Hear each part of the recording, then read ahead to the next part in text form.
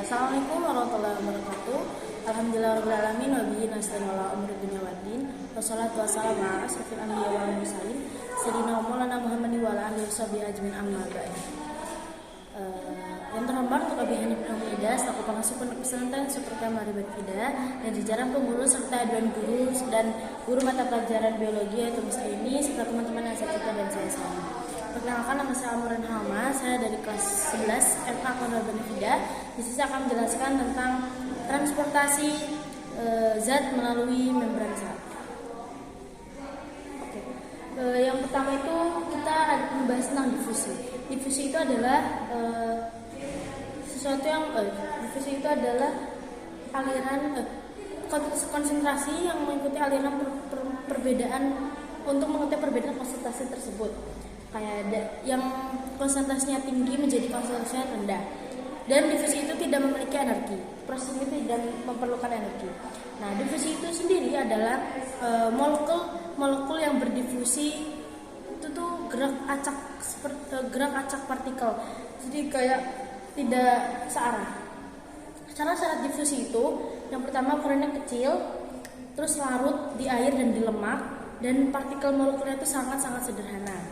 Lalu proses difusi itu sangat lambat. Dan yang bisa digunakan oleh difusi itu gas itu lebih mudah digunakan daripada wujud air, wujud cair, padat dan lain sebagainya. Nah, terus prosesnya itu ada yang dinamakan hidrofilik, yaitu terbagi menjadi dua. Di dalam itu ada unsur protein kanal dan protein pembawa. Nah, ada juga yang dinamakan ADP atau yang keluar. Protein yang keluar, kalau enggak ATP itu yang ADP yang masuk ke dalam dan ATP yang keluar. Nah, melalui masuknya itu terdapat caranya itu perbedaan konsentrasi. Untuk mempercepatnya itu karena adanya juga perbedaan jarak dan juga luas area serta tempat terjadinya proses difusi tersebut. Nah, penambahan atau yang menjadikan kita cepat itu juga karena adanya protein. Yang kedua itu melalui dengan osmosis. Osmosis itu hubungan molekul pelarut yang dari konsentrasinya itu rendah ke konsentrasi naik. Kekentalannya itu terdapat sekat permeabel, lalu menjadi di permeabel itu tidak ada gula dan protein. Hanya ada gula dan protein. Nah, terus osmosis itu juga terbagi menjadi tiga. Dengan cara isotonis atau dua arah yang sama.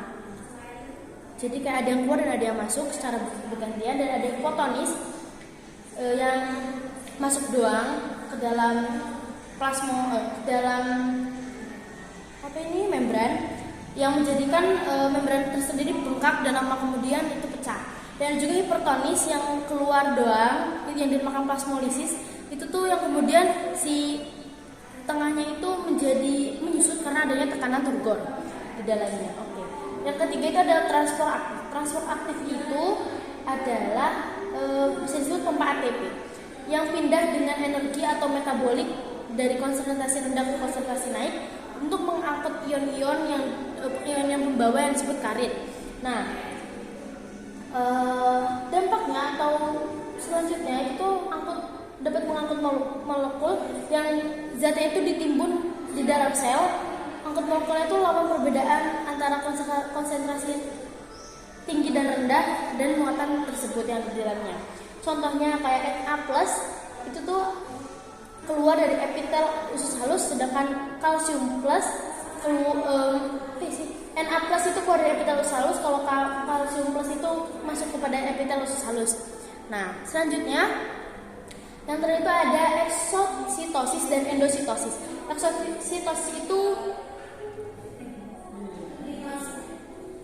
sesuatu yang keluar dari zatnya itu keluar dari mengeluarkan partikel yang diselubungi di tepi sel membran dan bergabung dengan molekul-molekul yang lain untuk menyekresi si partikel tersebut. Yang kedua ada endositosis. Endositosis itu keluarnya zat melalui pembungkusan membran yang ditarik lalu diselubungi, dan adanya penewanan molekul padat yang dinamakan fagositosis, dan ada juga penewanan molekul cairan yang dinamakan pinositosis.